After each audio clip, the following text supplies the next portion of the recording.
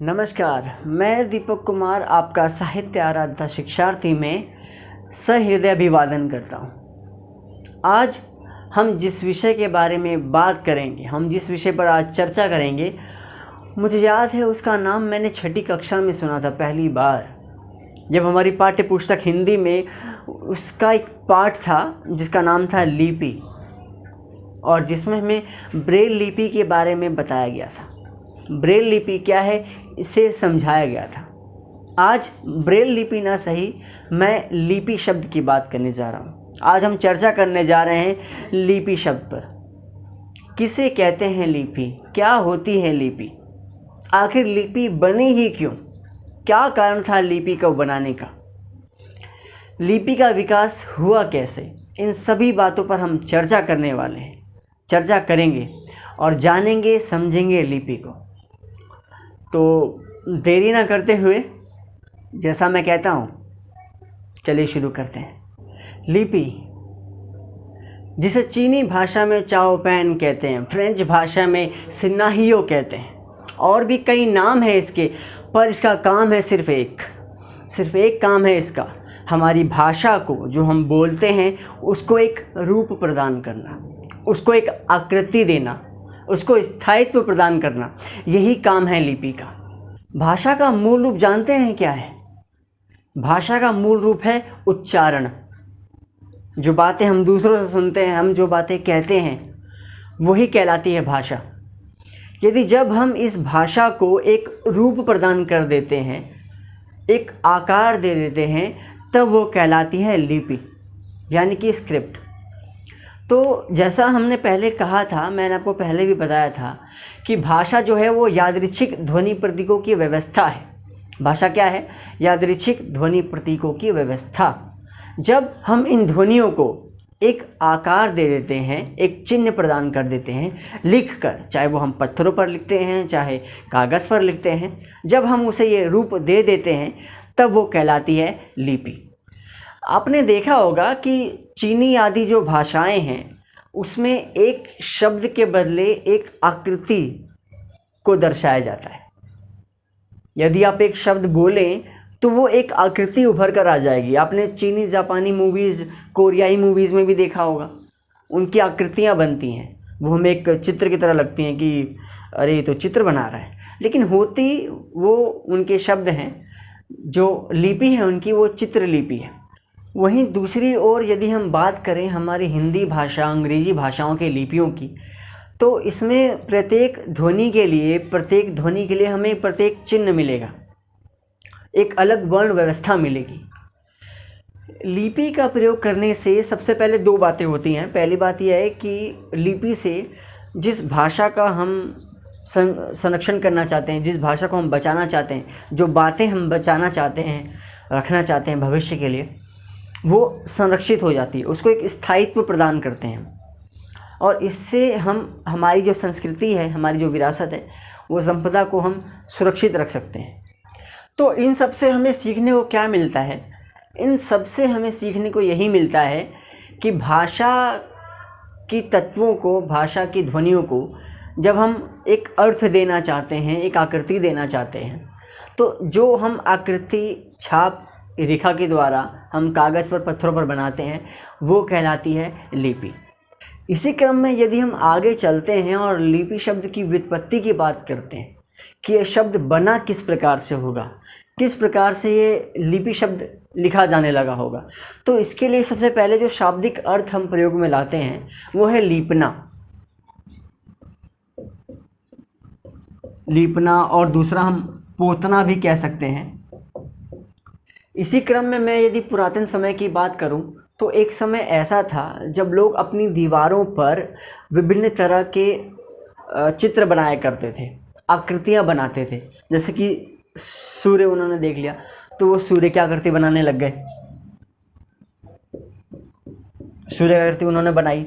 उन्होंने कोई फूल देखा, उन्होंने उस फूल की भी आकृति बना ली अपनी दीवारों पर, ठीक है। उन्होंने कोई पक्षी देख लिया किसी पक्षी की भी आकृति बना ली, कोई जानवर देखा उस जानवर की आकृति बना ली। ऐसा वो इसलिए करते थे ताकि उनकी जो दीवारें हैं वो सुंदर लगे, और उन दीवारों पर ये लोग लीपा पोती यानी कि लीपना पोतना, जिसको हम आज के ज़माने में भी बातें करते हैं ना, लीपा पोती कर दिया तुमने, उसकी पुताई की कि नहीं की, कुछ कुछ वैसा ही वो लोग उन दीवारों पर करते थे। तो वही शाब्दिक अर्थ होते होते ही लिपि बन गया जब वो इसका प्रयोग कागज़ पर या पत्थरों पर करने लगे। यहीं यदि हम बात करें, दूसरी एक और बात इसमें आती है कि इसमें मुख्यतः जो व्युत्पत्ति है वो कहाँ से होती है। संस्कृत में शब्द है लिपि ही। क्या शब्द है? लिपि ही। तो इस शब्द में विसर्ग जो है, विसर्ग हट गया, विसर्ग के हटने से जो शब्द बना वो बना लिपि। अधिकतर मान्यता तो यही है कि लिपि शब्द की जो उत्पत्ति है वो संस्कृत के लिपि ही से हुई है, और बाद में विसर्ग का लोप हो गया तो इस वजह से ये शब्द बन गया लिपि। और इतना ही नहीं है, इसमें एक नया शब्द भी शब्दकोश में जुड़ा हुआ। कभी कभी आप अगर पुराने शब्दकोश खंगालेंगे तो आपको मिल जाएगा। इसमें ये जो छोटी ई है, जब हम इसका दीर्घीकरण कर देते हैं, जब हम इसमें बड़ी ई लगा देते हैं, तो उसमें जो शब्द बनता है वो बनता है ये लिपि। ये शब्द भी शब्दकोश में आपको मिल जाएगा, परंतु इसका प्रयोग होता नहीं है। अब जहाँ तक लिपि का सवाल है, तो इसका अर्थ सिर्फ लीपना पोतना ही नहीं हुआ। इसका अर्थ हुआ कि हम भाषा को किस प्रकार से समय और काल की दूरी से हटाकर उसे और अधिक सुरक्षित रख सकते हैं, यही मुख्य कार्य करती है लिपि का। लिपि शब्द की व्युत्पत्ति तो हमने देख ली कि कैसे हुई है। लिपि शब्द संस्कृत भाषा के लिपि से उत्पन्न हुआ है, जिसमें से विसर्ग हट गया और वो लिपि बन गया। बहुत सिंपल सी बात है। अब हम आगे चलते हैं इसकी परिभाषा की तरफ। लिपि के संबंध में जितने भी रचनाकारों ने, भाषाविदों ने, गुणीजन विद्वानों ने जो लिपि शब्द की परिभाषा दी है, उसकी ओर रुख करते हैं तो हम पाते हैं मानक हिंदी कोश के निर्माणकर्ता रामचंद्र वर्मा वो क्या कहते हैं इसके संबंध में। आइए देखिए ज़रा। किसी भाषा के लघुत्तम ध्वनि अक्षरों का समूह लिपि है। किसी भाषा के लघुत्तम ध्वनि अक्षरों का समूह लिपि है। जहाँ तक लघुत्तम ध्वनि अक्षरों का समूह है, जैसे अ, आ, इ, ई, इसमें जो वर्ण लगे हैं, जो ध्वनियाँ हम बोल रहे हैं, तो उसका समूह ये कहते हैं कि लिपि है। परंतु जहाँ तक ये ध्वनि अक्षर के समूह की बात करते हैं, तो इससे ये इतना लगता है हमें कि रामचंद्र वर्मा उसकी परिभाषा नहीं बल्कि उसका अर्थ बता रहे हैं हमको। ये लिपि की परिभाषा नहीं है, ये लिपि का अर्थ है। कि लिपि का अर्थ क्या है कि किसी भाषा के लघुत्तम ध्वनि अक्षरों का जो समूह होता है उसको हम कहते हैं लिपि। आपको लिपि की या फिर आपको किसी भी अर्थ और परिभाषा को जानना होगा कि उनमें क्या अंतर होता है, तभी आप इस चीज़ को, इस भेद को कर पाएंगे कि यदि आपसे किसी शब्द का अर्थ पूछा है और परिभाषा, दोनों में अंतर होता है, उसको आपको ध्यान रखना जरूरी है कि उनमें क्या क्या अंतर है। तो आगे चलते हैं। डॉक्टर भोलानाथ तिवारी का मत यह है कि लिपि वह माध्यम है जिसके सहारे भाषा काल तथा स्थान के बंधन को पार करती है। हाँ, इससे हम कुछ सहमत हो सकते हैं। अब क्या होता है ना कि अब उन्होंने तो अर्थ बता दिया, लेकिन हमें उसकी परिभाषा जाननी है कि उस शब्द का क्या, उसका जो मूल प्रवृत्ति है वो क्या कहता है, उसे कहते हैं परिभाषा। तो लिपि वह माध्यम है जिसके सहारे भाषा काल तथा स्थान के बंधन को पार करती है। काल तथा स्थान के बंधन को पार किस प्रकार करती है भाषा? जब हम उसे एक चिन्ह दे देते हैं, एक उसका लिखित रूप बना देते हैं। जैसे मैंने अभी पीछे कहा था, जब हम उसको सुन सकते हैं, तो हम यदि उसको देख भी सकेंगे तब हम किसी को दिखा सकेंगे। वो ही जो कहलाएगा वो कहलाएगी लिपि। तो इसमें इनका मत तो बिल्कुल सही नज़र में आता है कि लिपि वह माध्यम है जिसके सहारे भाषा काल तथा स्थान के बंधन को पार करती है। आपको भी यही ध्यान रखना है कि लिपि वही है जो काल और स्थान, मतलब आज का समय और बाद का समय और आज का स्थान, जो अभी मैं आपसे बोल रहा हूँ, जो वार्तालाप कर रहा हूँ, यदि आप इसे संजोकर रख सकते हैं, एक रूप दे सकते हैं, इसको लिखित में रूप दे सकते हैं, तो हम इसे स्थायित्व प्रदान कर सकते हैं, हम इसे स्थिर कर सकते हैं। अपने पास रख सकते हैं संभाल कर।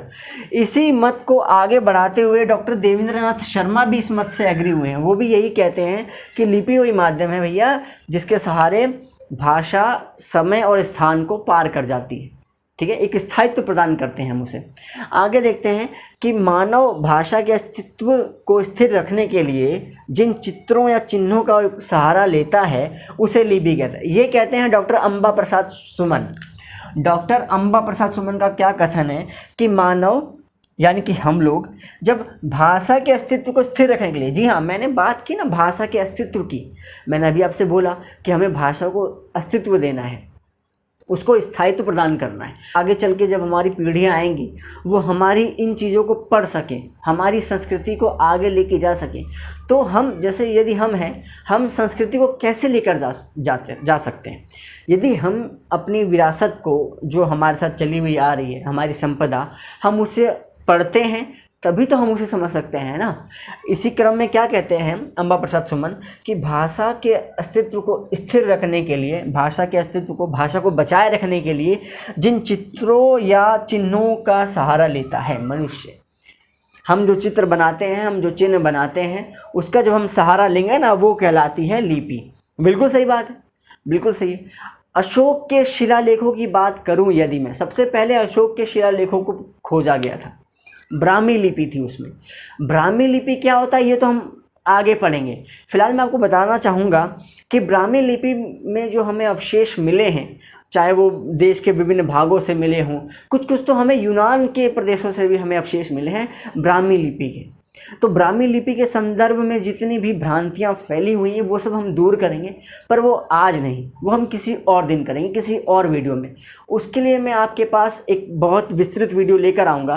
तो सबसे पहले बात करते हैं, हमने अभी क्या क्या सीखा कि हमने लिपि का अर्थ जान लिया, लिपि की परिभाषा जान ली।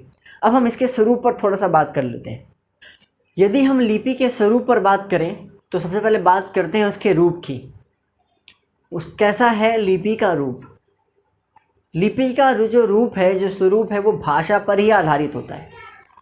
यदि भाषा है तभी तो लिपि है, और अगर भाषा नहीं तो लिपि भी नहीं होगी।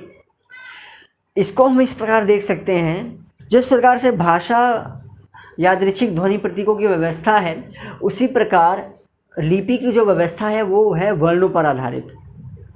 लिपि एक वर्ण को लेकर चलती है, लिपि वर्ण आधारित प्रक्रिया है। भाषा में जो स्थान स्वरों का है वही स्थान लिपि में वर्णों का भी है। एक बोली को भाषा बनाने का श्रेय लिपि पर ही आधारित होता है। यदि बोली में अधिकतर रचनाएं की जाएंगी, उसको लेखन प्रक्रिया में उसका प्रारंभ होगा, तेजी होगी, तभी तो वह भाषा कहलाएगी।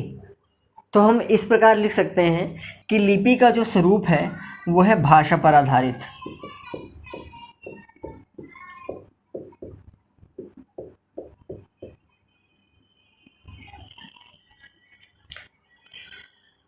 प्रस्तुत वीडियो में हमने बहुत कुछ सीखा। हमने लिपि का अर्थ सीखा, उसकी परिभाषा सीखी, उसका स्वरूप सीखा।